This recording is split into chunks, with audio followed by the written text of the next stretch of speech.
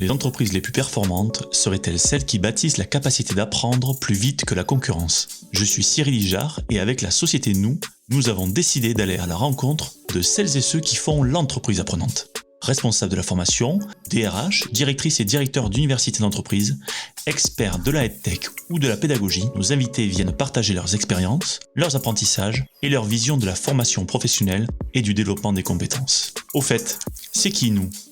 Nous, c'est un collectif dont la mission est d'accompagner le développement des compétences des organisations. Et c'est grâce à nous que le podcast L'entreprise apprenante existe.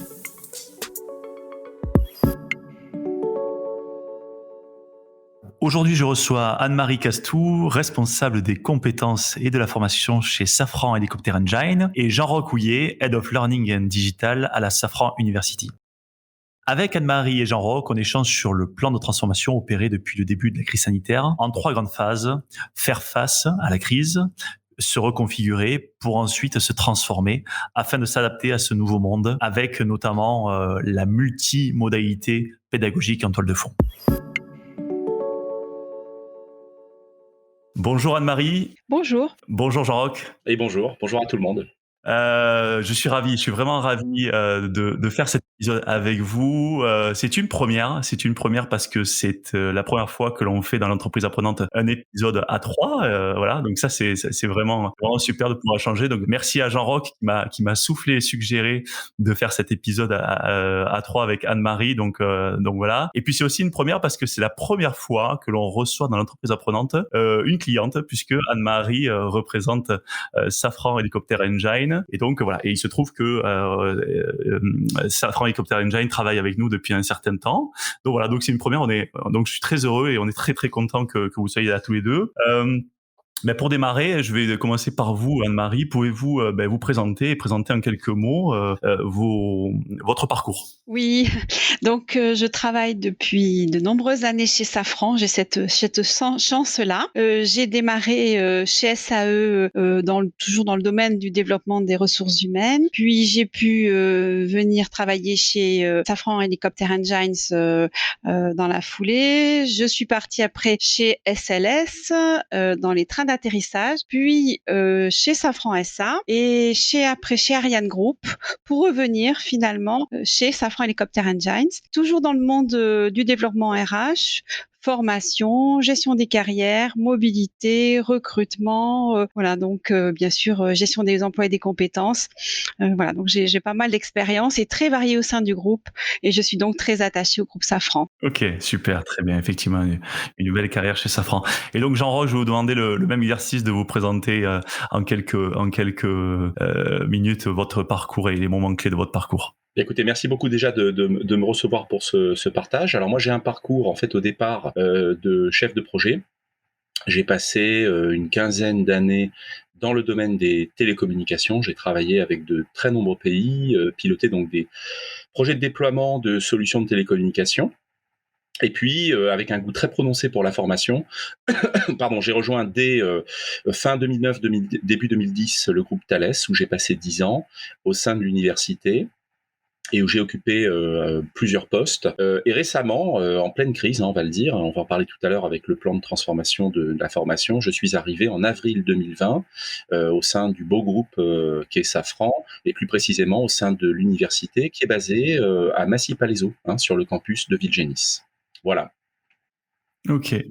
Très bien. Et Jean-Roch, est-ce que vous pouvez nous présenter Safran, parce que c'est à la fois une entreprise qui est connue et reconnue mondialement, mais qui a énormément d'activités.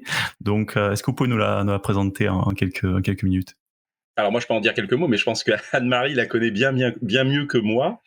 Safran, c'est surtout un acteur industriel incontournable. Je laisserai après évidemment Anne-Marie, compléter. C'est un acteur industriel incontournable avec des terrains et des experts renommés, et en particulier avec des productions, des réalisations, des conceptions dans le domaine de l'aviation, de l'aéro, mais pas seulement. On a aussi d'autres créneaux comme la défense, et du coup avec ce qui m'a moi beaucoup plu en arrivant.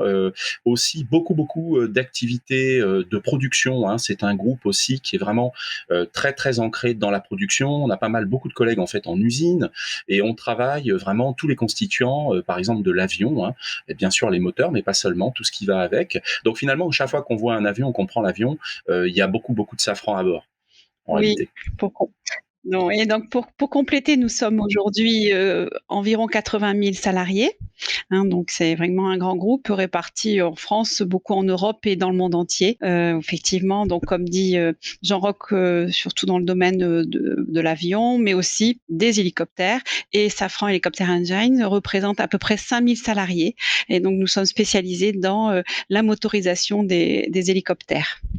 Ok, génial.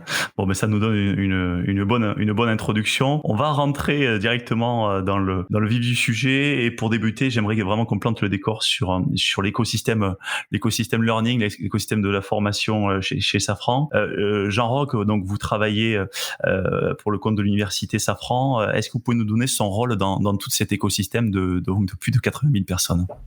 Safran University, en fait, donc c'est ce qu'on appelle une université corporate qui est relativement récente chez Safran. Elle naît en fait au milieu des années 2010. Hein. Elle s'installe à Villegénis de mémoire en 2014 et elle a un rôle, comme on le voit dans d'autres grands groupes, qui me semble important, principalement, je dirais, de base, de développer, de professionnaliser les hommes et les femmes du groupe sur l'ensemble de nos métiers. Un mouvement qui n'a cessé de s'amplifier, hein, puisque tout va très très vite. Et c'est surtout aussi le principe quand on est une université corporate, c'est de connecter et de contribuer au développement de l'ADN de l'entreprise, hein. Par exemple en mélangeant les collègues qui viennent au campus en provenance de différentes sociétés. Ça, c'est extrêmement important. Et puis aussi, en travaillant à une offre de formation qui se connecte le mieux possible aux besoins, à la stratégie du groupe. Par exemple, en ce moment, qui bat son plein dans le domaine de la transformation digitale ou encore de la transition énergétique. Ça, ce sont des sujets essentiels qui justifient la présence d'une université. On peut aussi dire qu'une université d'entreprise, corporate, ça peut être aussi un centre d'expertise qui va soutenir nos collègues, nos sociétés, car la formation est partout. En fait, le groupe Safran déploie partout, pas seulement à l'université. Donc, une université d'entreprise, ça peut aussi être un centre, voilà, de relais, de facilitation. On va en parler tout à l'heure avec les travaux qu'on a pu faire avec Anne-Marie et d'autres collègues en société. Ok. Alors juste parce que je vais poser effectivement et je vais demander à Anne-Marie qu'elle nous donne quelques éléments sur l'interaction. Mais vous avez dit Safran, c'est l'université Safran, elle est aussi au sein des unités. Ça veut dire que ce n'est pas seulement une entité et un lieu, c'est aussi un écosystème qui se déploie directement sur le terrain. C'est ce que vous voulez dire, Jean-Roch? Je veux dire par là que c'est une source en fait de référence ou d'inspiration pour nos collègues qui sont en société, qui eux aussi conçoivent et délivrent de la formation, car l'idée c'est que chaque centre peut produire des formations, par exemple localement, hein, en fonction des besoins locaux. Là où l'université corporate va chercher généralement à avoir une offre transverse qui va, qu'on appelle également mutualisée, qui va regrouper donc les hommes et les femmes des différentes sociétés du groupe, mais en fait qui peut être complémentaire d'autres types de formations qui elles sont plutôt délivrées en société. Et au total, vous avez voilà un volant d'heures qui est consommé par les collègues partout en France et dans le monde. Donc pour moi, il y a un vrai principe de complémentarité dans l'idée vraiment d'avoir des solutions au bon moment, au bon endroit, en fonction des contextes et des demandes finalement du business. Parce que le point clé, c'est qu'une université d'entreprise corporate comme nos collègues qui font de la formation en société, on a quand même une mission, c'est d'être des partenaires des métiers, des partenaires du business. Ça, c'est très, très important. On utilise parfois l'expression business partner dans d'autres groupes et je pense que c'est valable pour nous aussi. Ok, très clair. Et donc Anne-Marie, vous chez Safran Helicopter Engine, donc vous pilotez la formation. Donc est-ce que vous pouvez nous expliquer un petit peu comment se passe finalement et comment vous pilotez la stratégie de formation de Safran Helicopter Engine en lien aussi avec l'université Safran et avec Jean-Roch? Oui, ce qui est intéressant, pour le coup chez Safran, c'est que nous travaillons étroitement entre la vision des évolutions des compétences à 5 ans, même voire à 10 ans et la formation. Donc comme insiste Jean-Roch et je suis tout à fait en phase avec lui, on est vraiment au plus proche du besoin business et ce calage avec, donc la gestion prévisionnelle des emplois et des compétences est une réalité. Donc ça permet donc, c'est un travail qu'on fait en général, on appelle ça le PMT, la vision, le plan moyen terme. Ça nous permet d'avoir cette vision à 5 ans et dans la foulée, donc on le fait là actuellement pour une présentation en COMEX en septembre et auprès de nos équipes en centrale aussi de gestion des emplois et des compétences. Et ça nous permet après de préparer nos actions de formation, d'orienter nos actions de formation.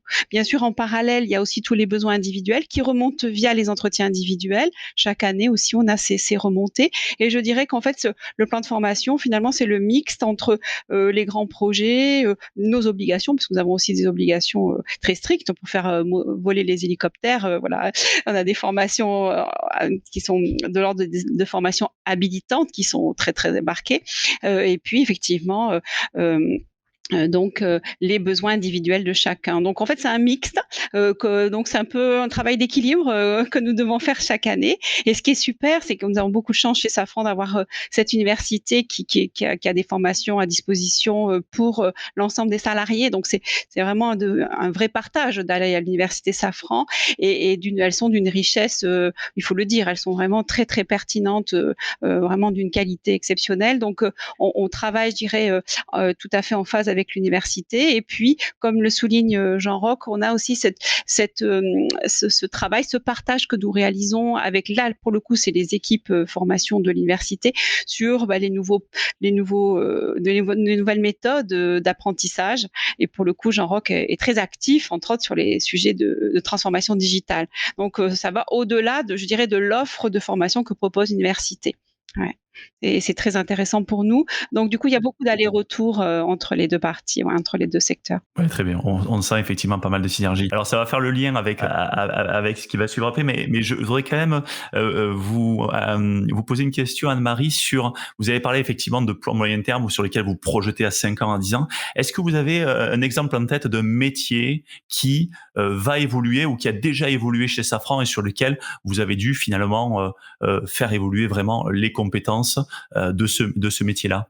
Alors je peux vous parler du métier de data scientist qui est plutôt un nouveau métier qui n'existait pas chez Safran. Ouais. Et nous avons effectivement, avec l'université, fait un beau partenariat. C'était même il y a 1 an. Nous avons lancé une forme en plein confinement, ce qui n'a pas été simple, mais nous avons lancé des promotions de formation en data pour les data scientists. Voilà, donc là, Safran Helicopter Engines a démarré, a lancé l'opération, puis maintenant c'est une formation qui est partagée dans l'ensemble du groupe avec d'autres sociétés. Voilà, donc typiquement est reprise et retravaillée avec l'université. Ok, donc création effectivement d'un nouveau métier qui est effectivement très prisé par les temps qui courent. Donc vu qu'on parle de transformation, c'est très bien qu'on puisse parler de ça. Jean, vous l'avez dit en préambule, vous êtes arrivé chez Safran au début du premier confinement en 2020. On sait que ça a été une période très particulière et notamment pour les écosystèmes learning des entreprises. Est-ce que vous pouvez nous parler de votre arrivée et de vos premiers projets? Oui, alors en effet, c'est une arrivée en plein pic de crise pendant donc ce fameux confinement, donc ce qui n'a pas été évident. Je pense qu'on est passé par les étapes par lesquelles pas mal de groupes sont passés, sur lesquels j'ai travaillé avec mon club, le club des Learning Activists, qui est un club interentreprise d'une vingtaine de groupes. Alors on a estimé qu'on a en gros 3 phases par lesquelles nous sommes passés. Il y a une première phase qu'on a appelée faire face. D'ailleurs dans laquelle immédiatement arrivé, j'ai travaillé avec Anne-Marie qui est extrêmement dynamique et avec vous, puisque pendant le faire face, on a œuvré à soutenir les collègues chez eux. C'est vrai que c'était quand même pas simple du tout.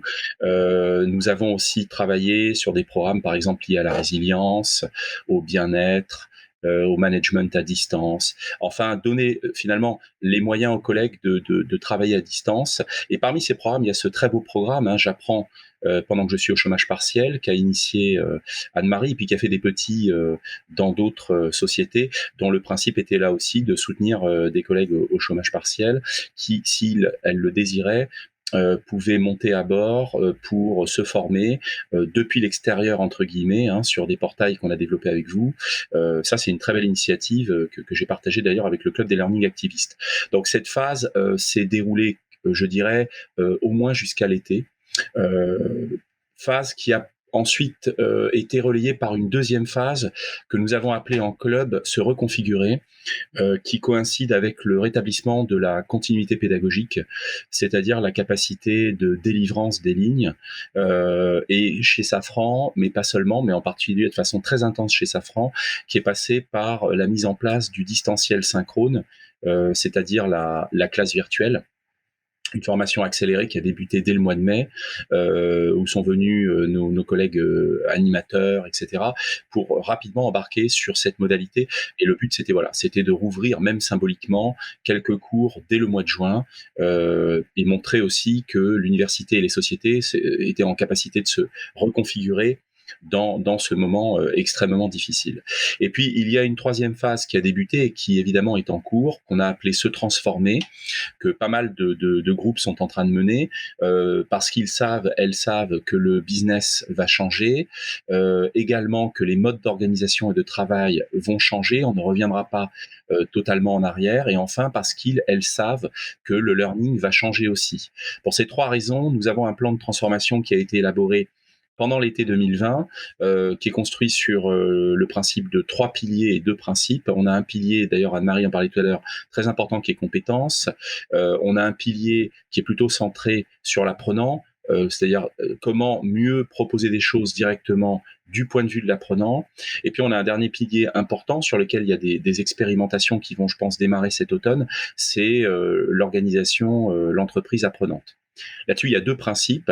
C'est le principe d'internationalisation, qui est un sujet sur lequel on travaille en ce moment même, en particulier de l'université, et un deuxième qui est la digitalisation de la formation, qui comprend les actions menées sur la classe virtuelle, mais aussi sur l'ensemble des innovations qui sont en train d'arriver dans le groupe concernant les approches pédagogiques diverses et variées qu'on propose pour moderniser de façon efficace, évidemment, la formation. Mais on va en parler tout à l'heure, et je pense que Anne-Marie va parler de ce qu'elle fait, par exemple, dans le domaine du e-tutorat, qui est un exemple de terrain d'innovation pédagogique.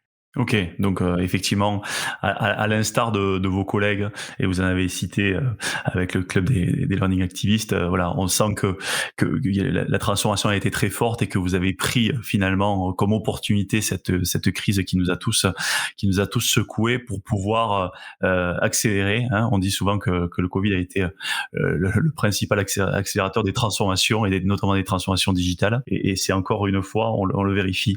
Anne-Marie, je sais que pendant dès mars 2020, voilà, vous avez été au front, comme on dit, et vous avez mis en place des initiatives. Est-ce que vous pouvez nous faire un petit retour en arrière sur cette période? Est-ce que vous avez mis en place?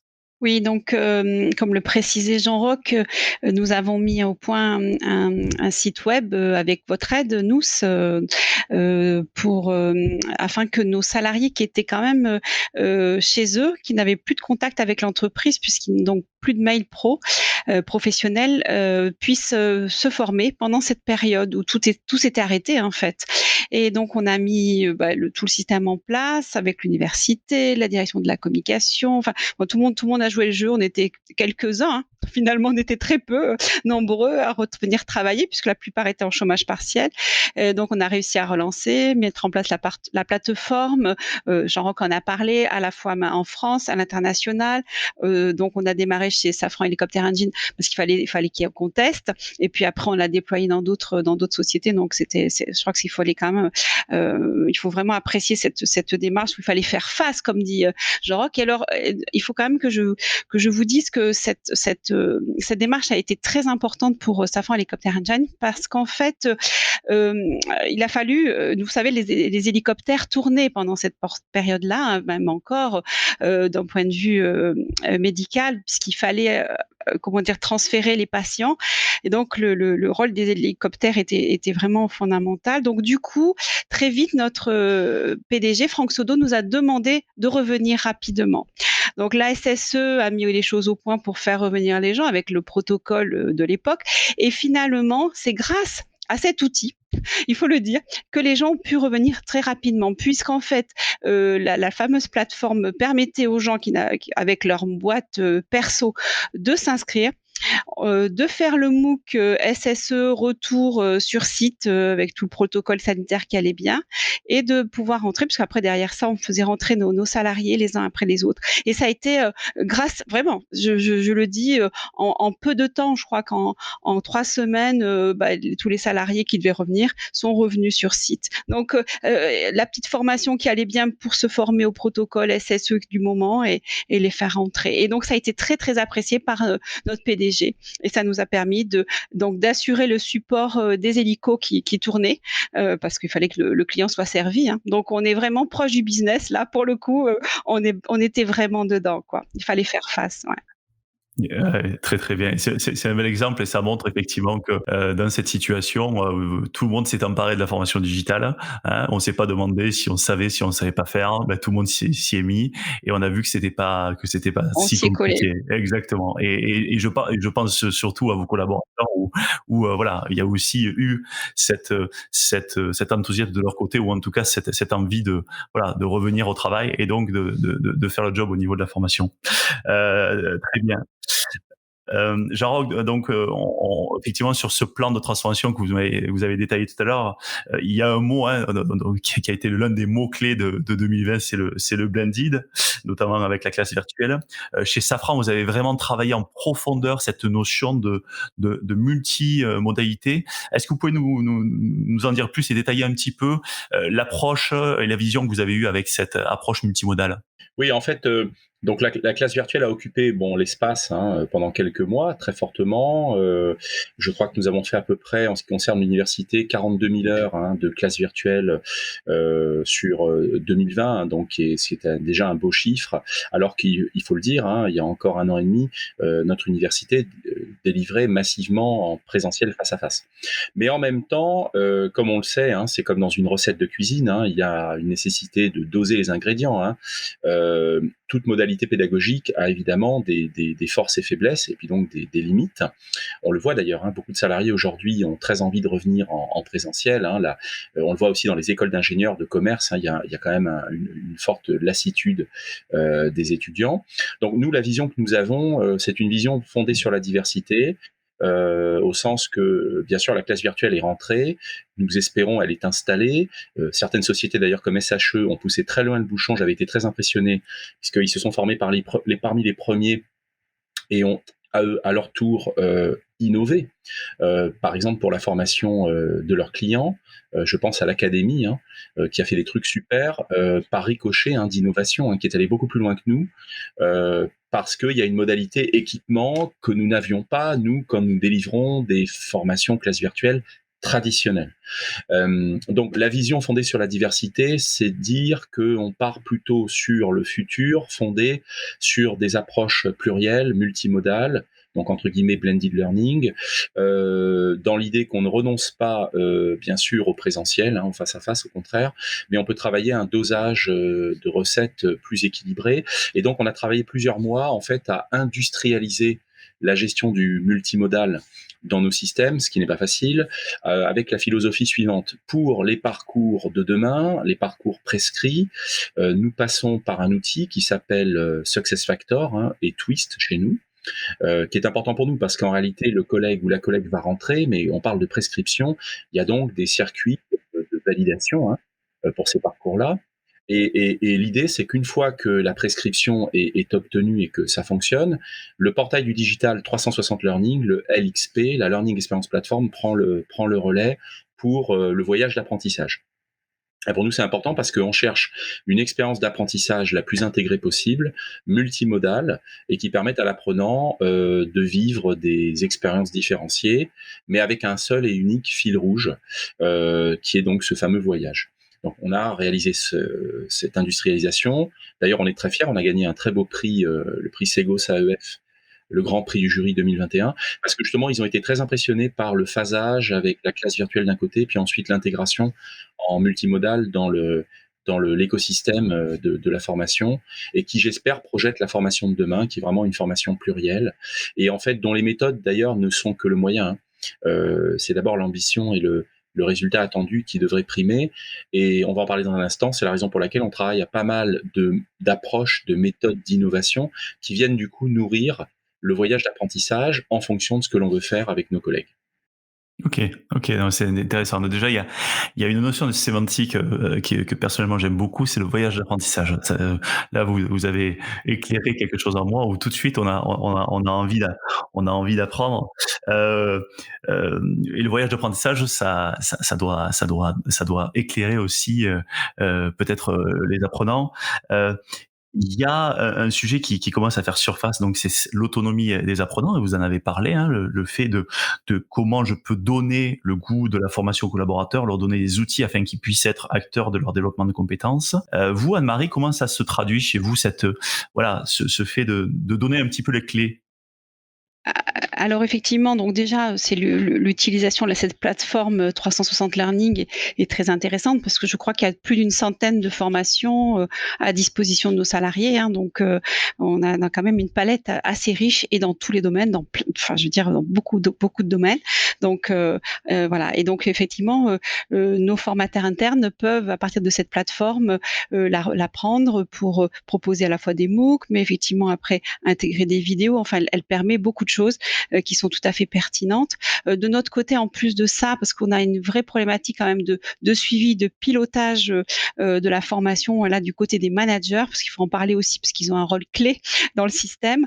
On leur a mis à disposition, parce que on avait ce besoin-là, un cockpit permettant de suivre aisément, on va dire en un clic, le développement des formations de leurs salariés. Et je dirais, ça vient compléter, aussi, compléter toute la proposition que peut faire aujourd'hui au niveau de l'université en matière de formation. Ouais. Ok. Non, c'est intéressant. Et effectivement, on n'en parle pas assez, mais effectivement, les managers sont souvent des parties prenantes très très importantes, qui sont des rouages essentiels du succès du développement des compétences. Par rapport à cette autonomie des apprenants, Jean-Roch, il me semble que vous avez poussé vous le curseur assez loin en donnant les clés aux collaborateurs pour qu'ils deviennent eux-mêmes les propres acteurs de leur propre formation et qu'ils créent leur propre formation, donc pour être dans cette pédagogie active où mais on sait que quand on crée une formation et qu'ensuite on enseigne, c'est là où on retient le mieux. Est-ce que vous pouvez nous parler un petit peu de cette initiative et comment elle se met en place? Oui, en fait, la philosophie est la suivante, et je pense qu'elle est déjà très, très ancrée chez Safran. J'avais été très impressionné en arrivant de voir le nombre d'auteurs, de collègues auteurs dans ce fameux portail du digital. Nous en avons à peu près 300.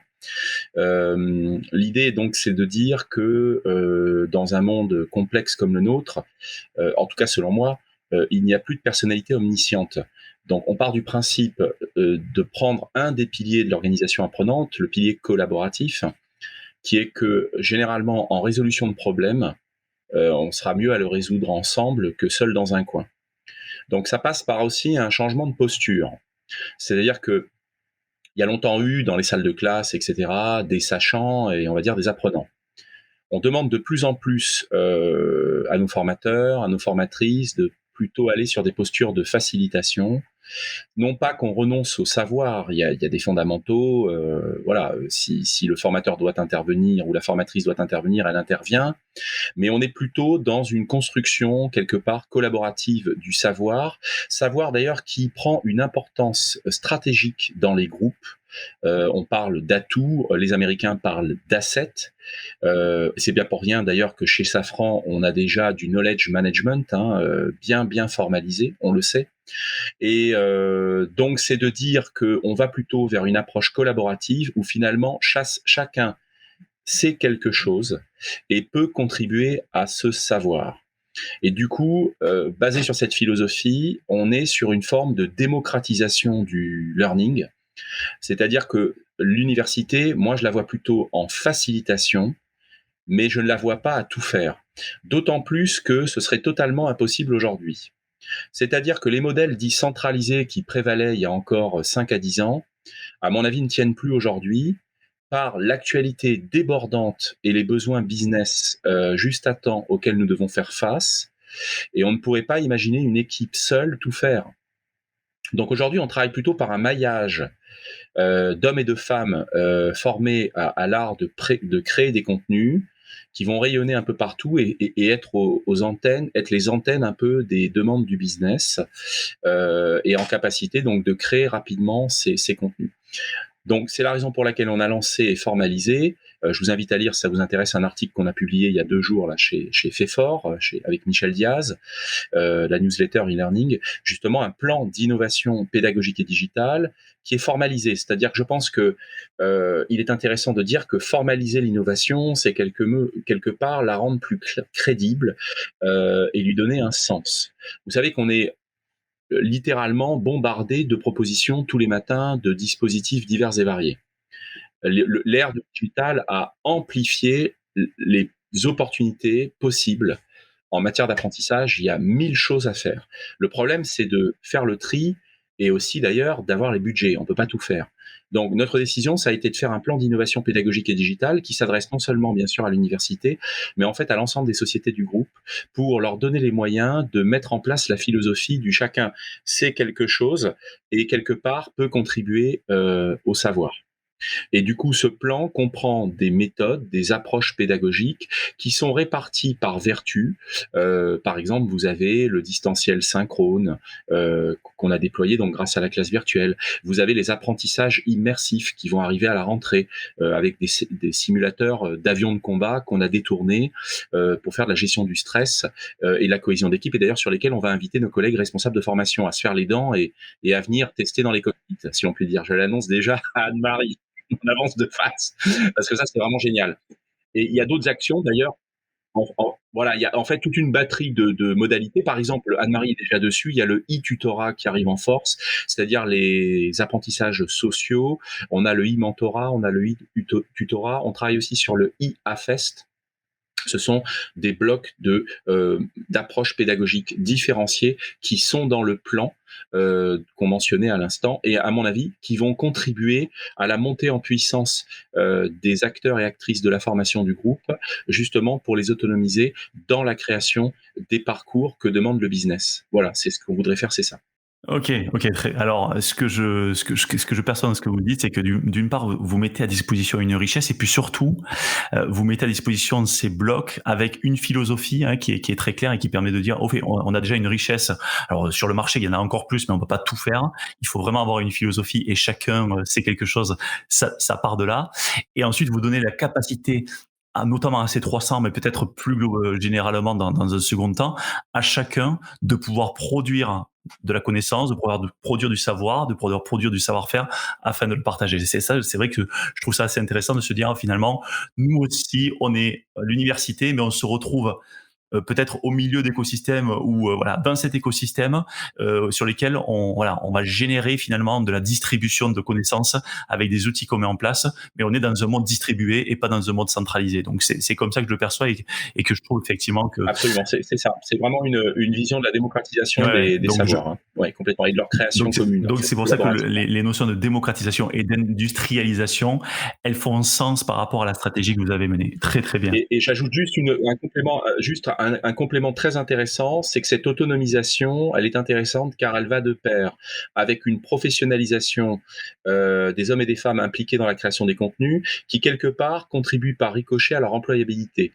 Ça, c'est important de le dire. Vous savez qu'aujourd'hui, un formateur qui chercherait du travail à l'extérieur, qui n'aurait pas, à mon avis, la brique classe virtuelle dans ses états de service, à mon avis, ne trouve pas de poste. Donc, celles et ceux qui montent, on a un réseau très conséquent de formateurs internes, de profs internes, comme on dit, relayés par nos collègues en société, eh bien, finalement, par ricochet, cultivent en prenant part à l'aventure de cette co-création, cultivent leur employabilité, parfois sans le savoir. C'est-à-dire gagnent en force sur ce que le numérique peut apporter au formateur ou à la formatrice de demain. Effectivement. Et donc, c'est aussi remplir cette mission d'assurer leur employabilité chez vous, dans un premier temps, et sur peut-être pour d'autres sociétés. Très bien. J'ai 2 dernières questions. La première pour vous, Anne-Marie. Comment Safran Helicopter Engine travaille à devenir aujourd'hui une entreprise apprenante? Alors, comme le soulignait Jean-Roch, nous avons une grande partie de nos effectifs qui sont en atelier, hein. Nous avons donc la production est en France pour les moteurs d'hélicoptères, avec des enjeux clés dans les 5 prochaines années en connexion avec la partie, gestion des prévisionnelle des emplois et des compétences, avec pas mal de départs, beaucoup de départs, voilà, bon, il y a la crise, mais aussi, des départs retraite prévus, planifiés et donc on a un enjeu très, très important de transmission du savoir, sachant que nous avons prévu aussi de recruter quelques jeunes dans les prochaines années. Donc ça, c'est le bon moment. Et donc l'an dernier, j'ai fait venir dans mon équipe Jean-Louis qui a en charge de vraiment de retravailler, de recadrer, de restructurer le tutorat chez Safran Helicopter Engines, mais aussi d'assurer, de développer une transformation digitale en fait de ce tutorat.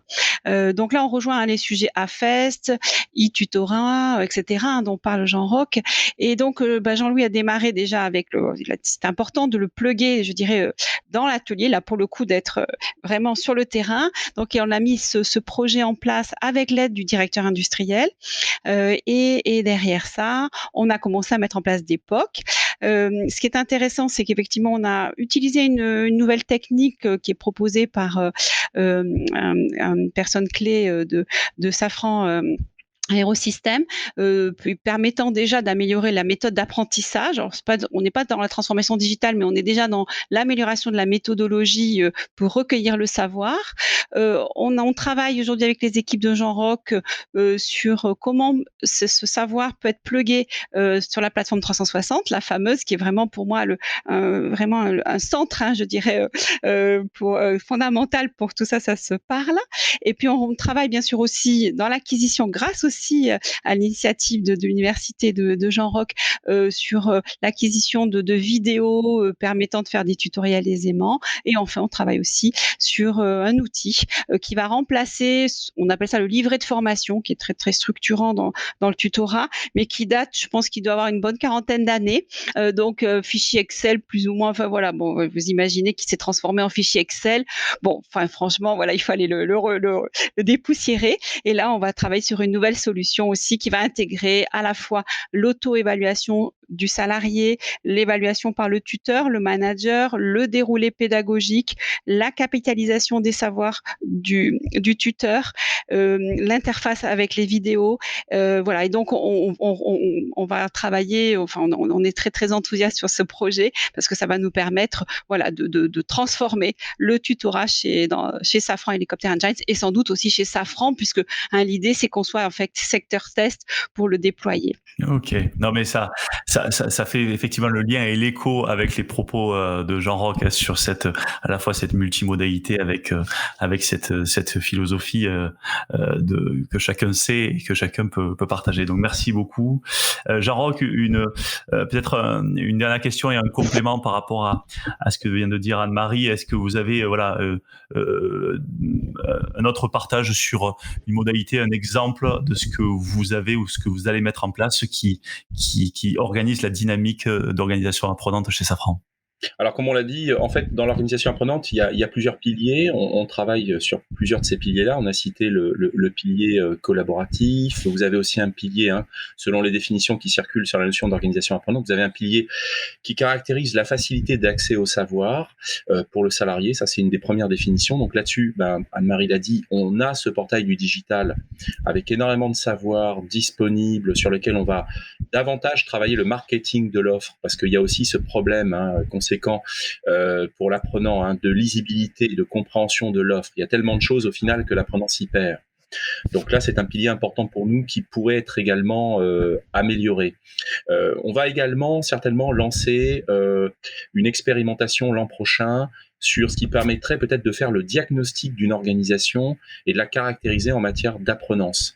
Ça, c'est en cours. Il y aura des réflexions cet automne. Et puis, on choisira, peut-être d'ailleurs avec Anne-Marie, on va choisir une société sur laquelle on pourrait lancer ce diagnostic d'organisation apprenante avec des partenaires que nous avons repérés qui sont spécialisés là-dessus.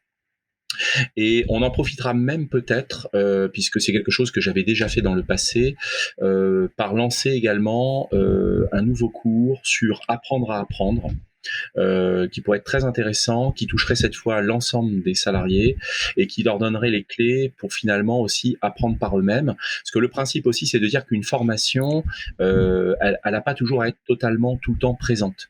Il faut développer des réflexes d'apprentissage qui font que les gens apprennent à se débrouiller par eux-mêmes. Ça, c'est important parce que on est face à un problème et on n'attend pas la formation pour le résoudre.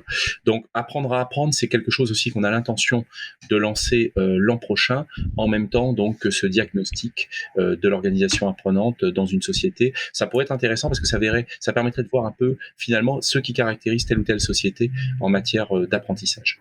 Voilà. Ah oui, et j'en serais très curieux. Donc, je pense que d'ici 18 à 24 mois, on reprendra peut-être date parce que ce sujet, effectivement, m'intéresse particulièrement et je trouve d'avoir finalement ce diagnostic un peu plus systémique d'une organisation avec des traits de process biculturels autour d'une organisation apprenante, c'est très intéressant. Et pour le sujet apprendre à apprendre, je renvoie les auditeurs à l'épisode avec Ilham Alom de L'Oréal que vous connaissez très bien, Jean-Roch, parce que je sais que vous échangez beaucoup avec elle, et voilà, et qui ont mis aussi des très beaux dispositifs en place sur l'apprenance et voilà, qui sont très très intéressants et qui peuvent en inspirer plus d'un. Voilà, je vous remercie vraiment, à tous les deux, Anne-Marie et Jean-Roch, cette première A3, ça y est, on l'a fait, malgré tous les problèmes techniques qu'on a eu et qui ne se sont pas entendus pendant. On a eu plein de problèmes avant, mais voilà, le pendant s'est super bien passé. Donc merci à vous, merci pour tous ces partages. Merci beaucoup.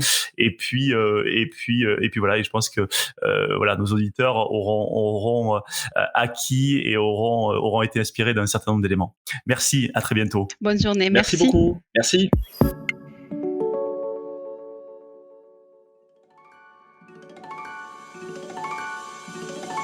L'entreprise apprenante vous a été présentée par Nous. Nous est une société dont la mission est d'accompagner le développement des compétences des organisations. Retrouvez-nous sur nous.co, nous.co. À très bientôt sur l'entreprise apprenante. Vous avez aimé cet épisode? Et la meilleure façon de nous aider, c'est de le partager autour de vous et de nous mettre 5 étoiles sur Apple Podcast. Et on aime aussi lire vos commentaires, donc n'hésitez pas.